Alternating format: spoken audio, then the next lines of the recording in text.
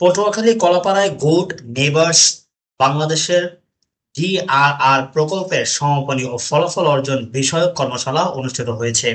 সোমবার সকালে উপজেলা প্রশাসনের পায়রা সভাকক্ষে এই কর্মশালার আয়োজন করা হয়।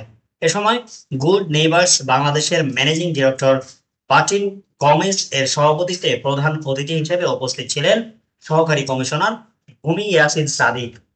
এছাড়া সবাই পিপিপি সহকারী পরিচালক আসাদুজ্জামান খান ও প্রকল্প বাস্তবায়ন কর্মকর্তা শফিকুল আলম সহ গণমান্য ব্যক্তি উপস্থিত ছিলেন।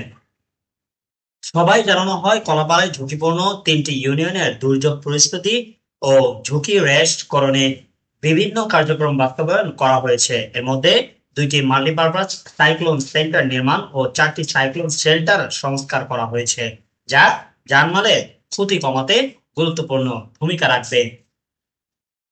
নাদিম শেখ আদর, ইনফিনিটি নিউজ।